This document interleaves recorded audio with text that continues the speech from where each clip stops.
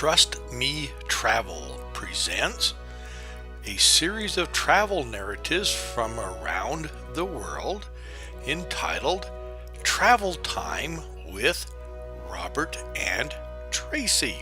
This narrative is for the cities of Casablanca and Rabat in Morocco. You can see here on the map, Morocco is just south of Spain. It's on the other side of the Straits of Gibraltar. It's a country about the size of California and has a population of about the size of California, which is 33 million or so. It is a Muslim country. They like to think of themselves more as Berber or Amazigh, as they would like to say, rather than Arab. We have arranged for a guide to be our driver and to take us around the country. This is Youssef. He is our guide. He provided the car and drove us around. Our first exposure to Morocco is here at Casablanca. This is a city that's long held fascination for us Americans for various reasons. Let's talk about that. Sam. Yes, boss. It's December 1941 in Casablanca. What time is it in New York? Of all the gin joints in all the towns in all the world, she walks into mine. In 1942, when the movie Casablanca was released, there was quite a bit of activity going on in North Africa that related to America. America had just invaded Morocco and other parts of North Africa. General Patton was in charge of that. There had been a major conference in Casablanca that plotted the rest of World War II's course. Interesting thing is that the movie Casablanca was never ever filmed in Casablanca because at that time of its filming, the city was under Nazi control. As a result of all this, Casablanca has a mystique about it that it really doesn't deserve. Frankly, it's just an ordinary city of about 3 million people. Driving into the city from the airport, you realize this is a pretty modern city. The French occupied Morocco from 1912 to 1956, and they left a mark upon it. A lot of the buildings are of French design. Here's Rick's American Cafe, of course, the knockoff. Rick was never here. But a lot of the buildings look very French, or in other words, Art Deco-y. And there's not a lot, other than looking at the architecture, of interesting things to do in Casablanca. It really is more of a major banking, seaport, business city than it is a tourist city. But one of the things that we do want to see is the Mosque of Hassan II. Hassan II is the father of the current king. He was something of a tyrant, by all accounts. The new king is much more democratic. Hassan II's father, Mohammed V, was the king who expelled the French and made Morocco a modern country back in 1956. That is a lot of history, and we'll talk more about it later, make more sense out of it. We do have a tour guide who will take us through Hassan II's mosque here. It is the 6th or 7th largest mosque in the world. It has the tallest minaret in the world at 690 feet. It was constructed or finished construction in 1993, so as you can see, it's fairly modern. It will hold 105,000 people, 20,000 of them here in the main prayer hall. The main prayer hall floor where we are is for the men. There is a balcony that surrounds it, which is for the women.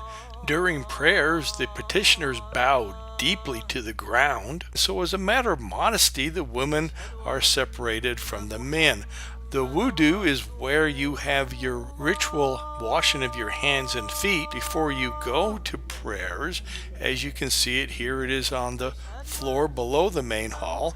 Another interesting feature of this mosque is it has a hammam. Think of this like a Turkish bath. One of the central things that every Moroccan neighborhood should have is a hammam or a communal bath.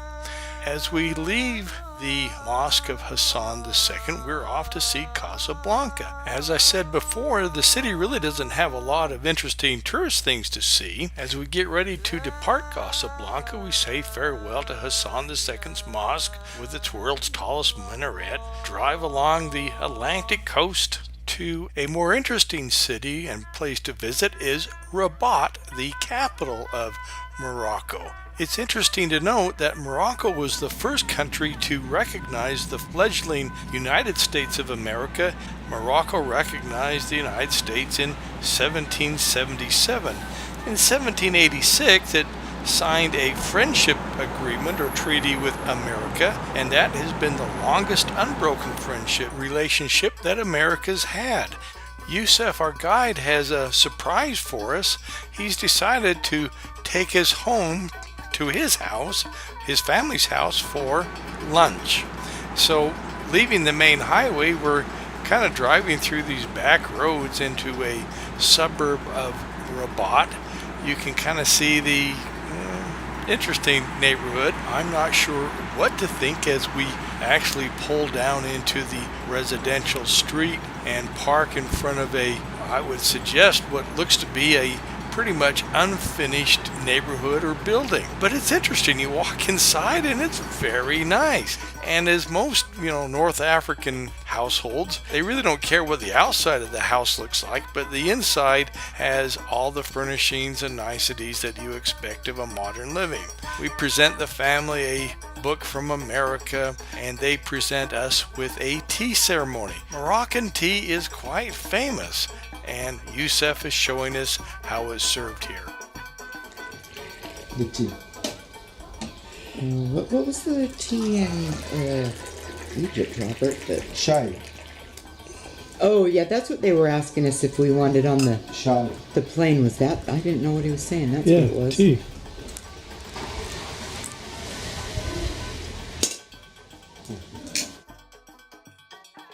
Latte. Huh? Yusuf's mother has prepared a couscous for us. It's hard to talk with her because Yusuf is the only one who speaks English. And so what is this in the middle? Is it with meat? This is meat. This is carrot. Cabbage. Correct, yeah. It is black.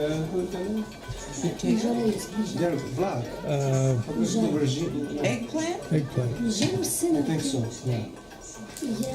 What about this lighter one right here?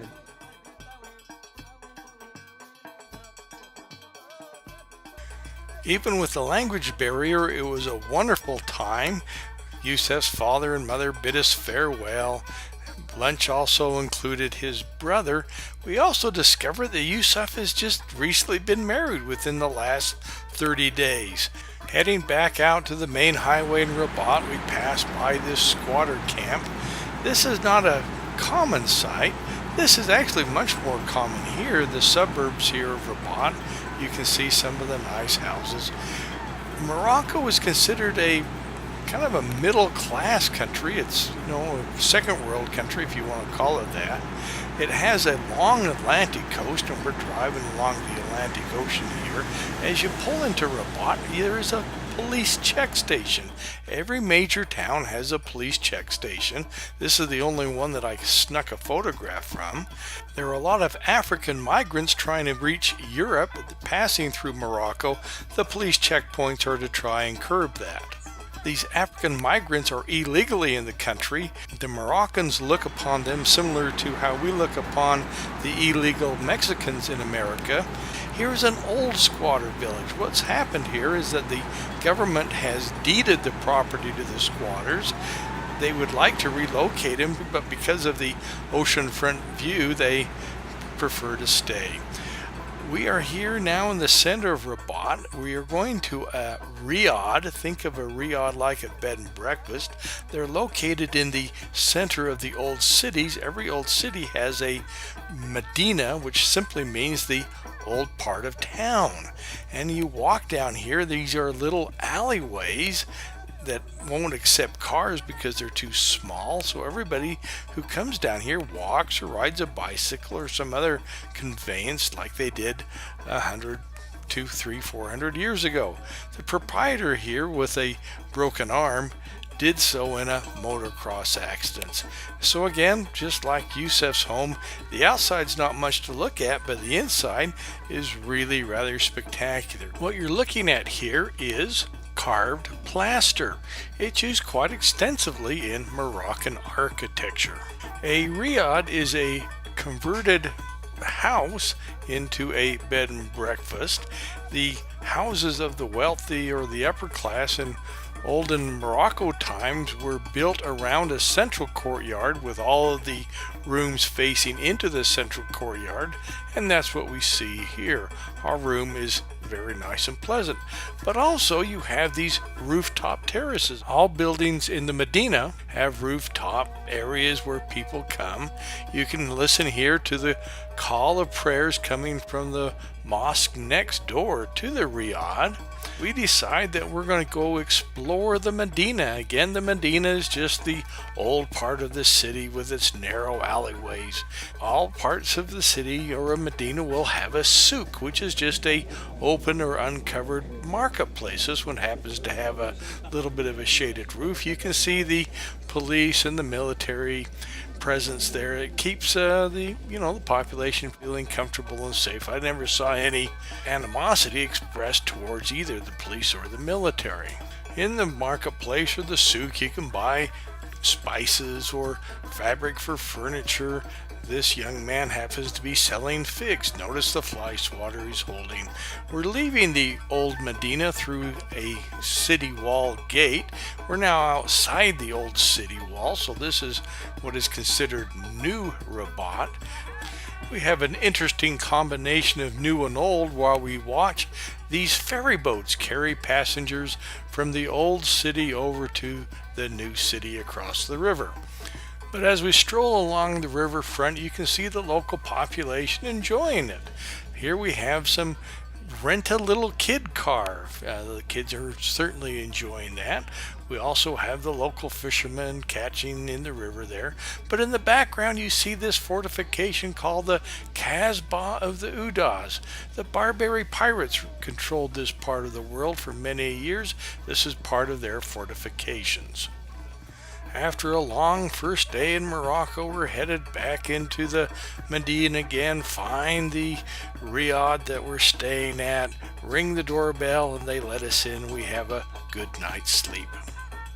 After a traditional breakfast of bread, yogurt, coffee, and juice, we're off to see the rest of Rabat in the morning. Working through the alleyways, you can see how things are transported. We're off to see the Casbah again, this time from city side where you can see the major fortification walls here. We're going to go into the Casbah through the main gate called Bab Awadia. The word Bab simply means gate. Casbah is simply a fortified structure. It could be a fortified house to a fortified castle.